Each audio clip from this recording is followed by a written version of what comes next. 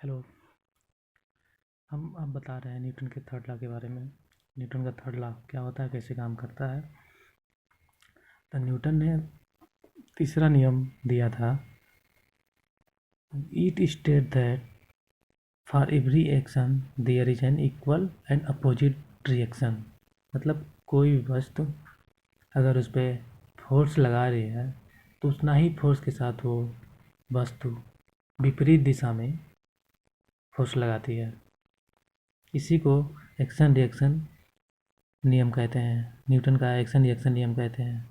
जैसे पढ़े होंगे आप लोग 10वीं हाई स्कूल में कि अगर कोई बंदूक से गोली मारता है तो वो पीछे हट जाता है, क्योंकि वो उतना ही फोर्स के साथ आपको पीछे ढकेलती है। गोली जब बाहर निकलती है तो पीछे ढकेलती है, मतलब वो रिएक्शन कर रही है, आपको रिएक्ट कर रही है। आप उस पर एक्शन ले रहे हैं तो वो रिएक्ट कर रही है आपके ऊपर। लड़ाई में भी, झगड़ा में देखते हैं, आप किसी को मारते हैं तो आपको भी मारता है वो, इसको कहते हैं। लेकिन कुछ चीज़ों पे ये नियम अपवाद बताया जा रहा है, जैसे कि गांव में देखे होंगे गोबर होता है, तो गोबर जैसे दीवार पर मारते हैं तो चिपक जाता है, उस पर कोई प्रतिक्रिया नहीं निकलती है। क्रिया करते हैं लेकिन प्रतिक्रिया नहीं होती है।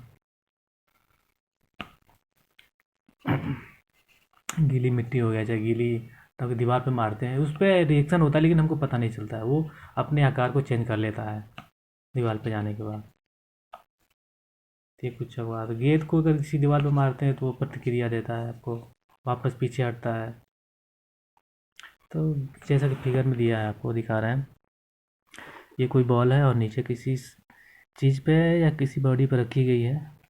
तो इनके बीच में दो फोर्स का काम कर रहा है, एक रिएक्शन फोर्स और एक एक्शन फोर्स काम कर रहा है। ऊपर से जो बॉडी रखी गई है वो एक्शन होता है, मतलब इस पर रखा गया फोर्स पर, वो फोर्स ऊपर से दबाव बना रही है, इस पर काम कर रही है। और जो नीचे का बॉडी है वो उस पर रिएक्शन दे रही है, मतलब उसको ढकेल रही है। तो उसके ऊपर जब दबाव बढ़ रहा है तो भी उसको दबाव बना रहा है उसके ऊपर से। इसको आर से डिनोट किया है और इसको एफ से। तो आर बराबर एफ, दोनों इक्वल होते हैं, दोनों फोर्स इक्वल होते हैं, इसमें दिया है। इसको आप कंसीडर कैसे करेंगे? The two bodies can contact with each other, मतलब जो दो बॉडी है contact to each other, let one body apply yes F force.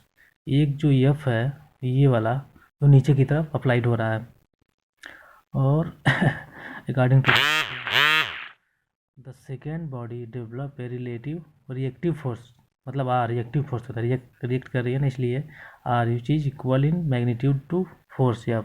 मतलब ये रिएक्ट कर रही है, बॉडी नीचे से ऊपर की तरफ कर रही है, according to Newton third law. Magnitude to force F and act in the line same as F but in the opposite direction. जैसे कि दिख रहा है आपको।